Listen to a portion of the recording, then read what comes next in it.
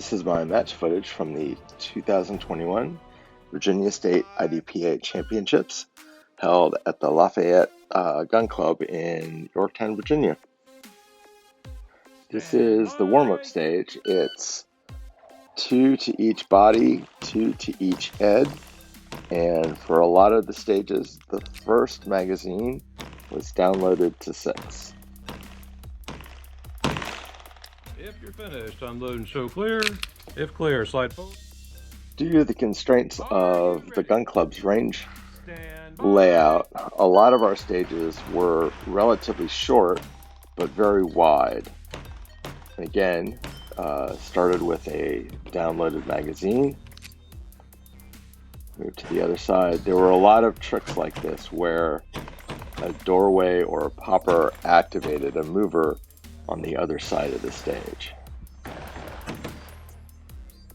This is my first major match shooting carry optics. So in the end, I did better than I expected, but still taking a lot of time trying to find the dot, either off the draw or during reloads.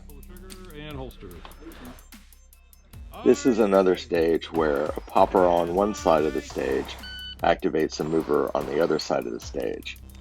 And one of the things that threw a lot of people were they put cardboard on the popper, which means you have to hit it twice. And a lot of us are conditioned to, we hear the ping of steel and we move on to the next target. If you're finished, unload and show clear. If clear, slide forward, pull the trigger, and holster. This stage was shot in their shoot house in complete darkness. So again, first carry optics match with a flashlight, a lot of fast movers, and a lot of targets where you knock one down and another one comes up in the exact same place. So watch this part here carefully.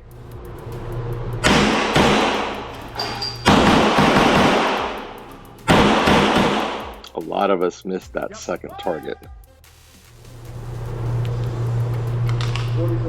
Hit finish, unload, show clear. Slide, trigger, and holster. This was the second stage in the indoor range. It's a standard stage, limited, 6 rounds shot freestyle, 6 rounds shot strong hand only, 6 rounds shot weak hand only. And again, first time using a flashlight with the carry optics with the red dot. And so the way I'm normally used to holding a flashlight one-handed, I kept flashing the actual red dot and losing the dot. You'll see, there you go, my muzzle wobbling around while I try to find the dot in the dark with glare from my flashlight. Finished? Yep. Turn off your light. Hit finish, unload, show clear. This was probably one of the more straightforward stages of the match. The left side of the stage and the right side of the stage pretty much mirror each other. Again, first mag downloaded. Here you had to squat or kneel if you had to. There's 4 targets that you have to shoot through this port, and then engage the mirror side of this stage on the right hand side.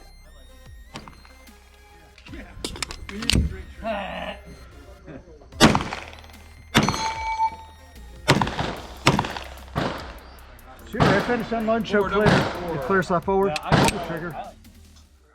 Another stage with what a lot of people would call trick targets. Magazines started in one tool bag, guns started in the other tool bag. You had to engage from near to far, and again, because of the layout of the range, you had a lot of these targets spread out towards the right and the left hand side of the stages, and so trying to remember the actual shoot priority was sometimes a pain in the butt. Again, a lot of movers, a lot of you knock one down, another one comes back up, And that target right back there, once I get the reload done, was the one non-threat I almost hit. I clipped it, but I did not break the perf. Clear, slide forward, pull the trigger, and holster. The range is clear. Another stage where you start downloaded to 6. There's 2 targets, and then once you go to either side of the stage, you're going to activate a popper there. It's going to activate an out and back, and then it's going to show that guy who was hidden before. A lot of tack reloads in this match to make sure that you had enough rounds in your gun to engage all of the targets before they all disappeared. Pull the trigger and holster. This is a fairly straightforward stage except for all of the things that move, and in this case most of the things that move you're not supposed to shoot at. I should point out that this was me on Friday on staff day, the day that it was dry.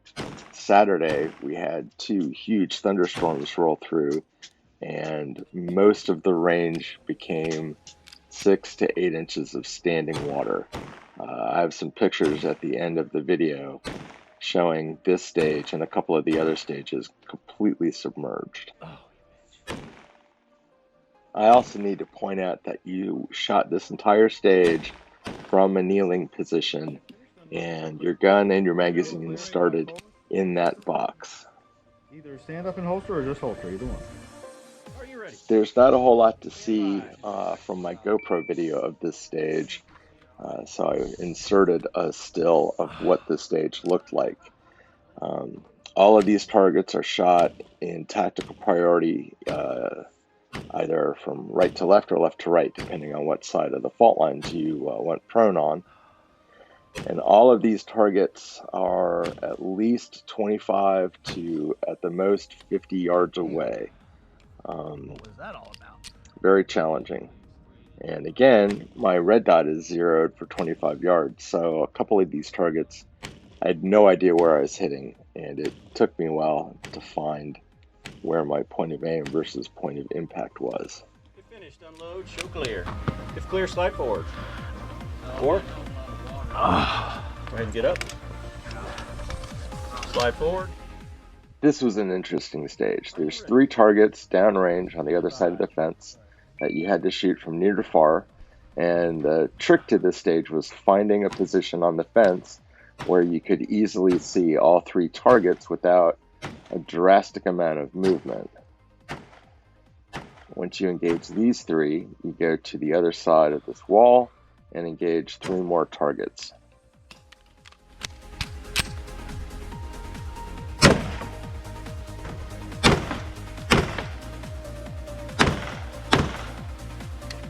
If finished, unload, show clear. If clear, slide forward. Pull the trigger and holster. 20. My last stage of the day, and it's a vehicle stage. Gun starts on the seat, covered by the pizza box. You can either engage these 3 targets from inside the car or from outside the car. And then you engage that popper, which will, once it falls, reveal a bunch of other targets. Some close, some far, and then there's some drop down targets once you knock the steel down. Finished, unload, show clear. If clear, slide forward. Pull the trigger, holster. This is the first thunderstorm that rolled through Saturday while Greg and I were running the chronograph station, and it really was that loud. Here's a couple of still pictures from the aftermath of the first thunderstorm. Lots of standing water. This was the club's first major sanctioned IDPA match. In the end, I think they did a tremendous job pulling this off. Running a sanctioned match is a very difficult thing to do, and I think they did a great job with the facilities that they had.